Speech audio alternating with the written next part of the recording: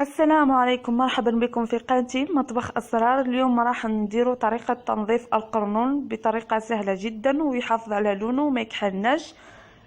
نتمنى انكم تجربوا هذه الطريقة لانها طريقة سهلة جدا.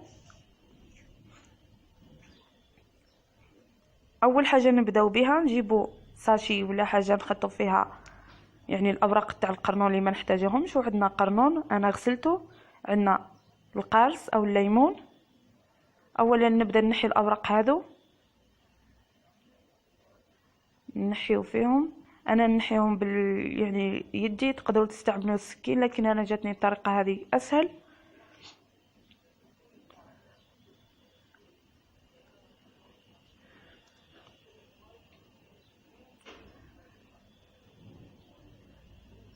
هنا راح نستعمل السكين ونحي الراس اللي يكون في الوسط. الطريقه هذه اللي عندها سكين موسن راح يساعدها بزاف. نبدا نحي يعني الشعيرات هذوك. هنا نستعين بالمغرف لانها راح تسهل لنا العمليه.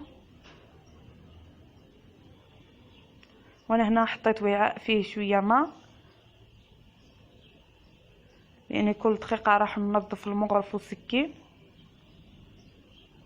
هنا نبدا نحي يعني البقايا اللي في الوسط الطريقه هذه.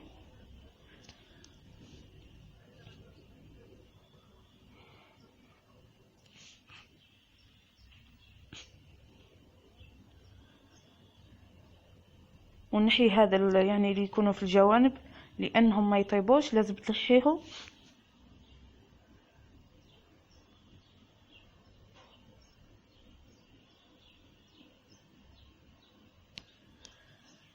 هنا تقدري تخزنيه لمدة يعني سنة كاملة، يعني طريقتها سهلة جدا. كل ما تنحي يعني لازم يعني تدهنيه يعني الليمون او القارص. طريقة تاع التخزين لما تنظفي القرنون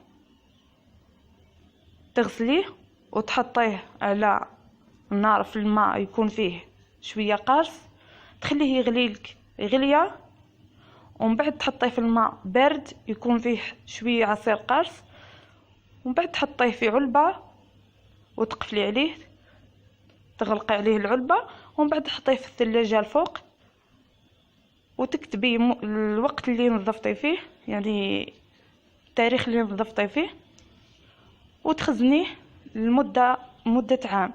انا نخزنه حتى رمضان نحتاجه لاني نستعمل به وصفات.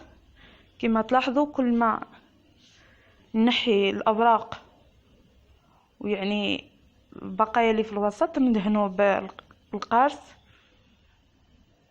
باش يحافظ على اللون تاعو.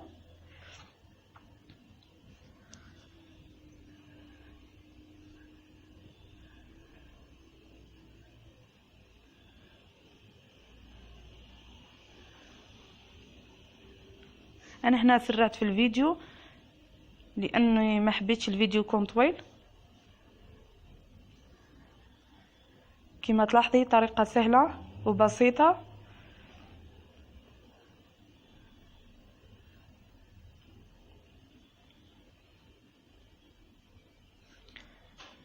هنا انتهينا من تنظيف القرنون او الخرشوف كما يقولوا اخواننا في المغرب.